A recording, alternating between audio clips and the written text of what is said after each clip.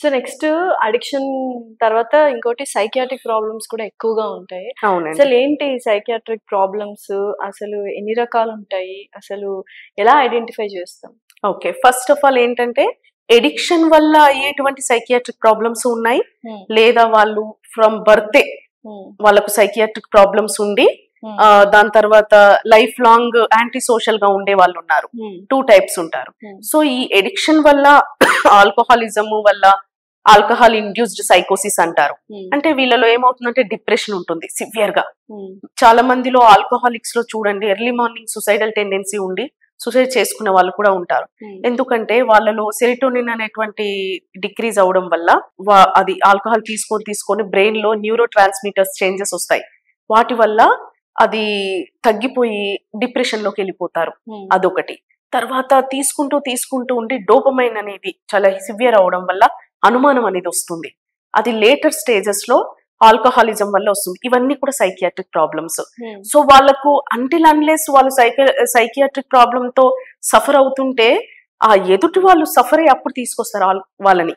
అప్పటి వరకు కూడా వాళ్ళకి తెలియదు వీళ్ళకంటూ ఒక ట్రీట్మెంట్ అవసరము, ఎడిక్షన్లకు వెళ్ళిపోతున్నారు, అబ్నార్మల్ గా మార్నింగ్ నుండే స్టార్ట్ చేస్తున్నారు తాగడము, అండ్ డ్యూటీ చేసుకోలేకపోతున్నారు, మినిమం రెస్పాన్సిబిలిటీస్ లో లేరు, కంప్లీట్ ఆల్కహాలిజం లో ఉన్నారన్నప్పుడు దాకా తెలియదు.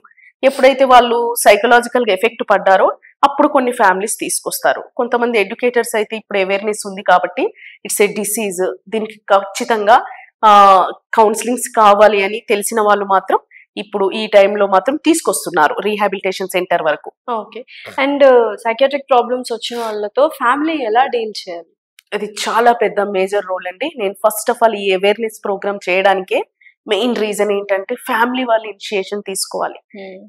ఎవరైనా ఎంత చదువుకున్న అబ్బాయి అయినా ఇప్పుడు ఏజ్ వచ్చేసి 15 years నుండి 20 years లోపు కూడా ఎడిక్షన్ కి గురవుతున్నారు.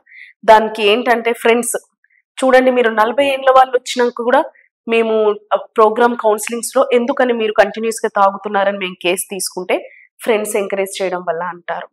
సో అది ఏంటంటే దానికి ఫియర్ ప్రెజర్ అంటారు ఒక వర్డ్. ఫియర్ ప్రెజర్ అంటే ఏంటంటే సోషల్ గా తాగండి అని ఎంకరేజ్ చేయడం వల్ల వాళ్ళు ఏమనుకుంటారో అని మొదలు పెడతారు. ఫస్ట్ వాళ్ళకి అది నచ్చదు, చేదుగా ఉంటుంది, నాజియేషన్ వస్తుంది, సరిగ్గా వాళ్ళు అసలు కంఫర్ట్ ఫీల్ అవ్వరు. కానీ ఆ తర్వాత అదే అలవాటుగా మారిపోతుంది. అదే అలవాటుగా మారిపోయి ఎడిక్షన్ లోకి వెళ్తారు. కాబట్టి పేరెంట్స్ ఖచ్చితంగా దీన్ని గమనించాలి. ఇప్పుడున్న సొసైటీలో వాళ్ళ 20 years వరకు ఎడిక్షన్ లోకి ఉంటే అతని లైఫ్ లాంగ్ లైఫ్ స్పాయిల్ అయినట్టే. కాబట్టి పేరెంట్స్ స్కూల్ గోయింగ్ వాళ్ళని కానివ్వండి, అది మేల్ అయినా ఫీమేల్ అయినా పేరెంట్స్ ఖచ్చితంగా గమనించాలి. చాలా మేజర్ ఉంటది. సరే పేరెంట్స్ లేకపోయినా వాళ్ళ వెల్ విషర్స్ ఎవరుండరో వాళ్ళ మేనమామలు వాళ్ళు అంకుల్స్ చాలా మంది తెస్తుంటారు రీహాబ్ కి. సో వాళ్ళు కూడా గమనించి ఇది ఎడిక్షన్ ప్రాబ్లము, డబ్బును విపరీతంగా ఖర్చు పెడుతున్నాడు, దానికోసము దొంగతనాలు చేస్తున్నాడు, వస్తువులు అమ్ముకుంటున్నాడు, ఇవన్నీ చూసి వాళ్ళు రీహాబ్ కి తీసుకొని వస్తారనమాట. కాబట్టి family members the major role ఉంటుందండి. బాగా సివియర్ అయిపోయి హెల్త్ అంతా 50% వచ్చిన తర్వాత తీసుకురావడం కాదు, ముందే గమనించాలి.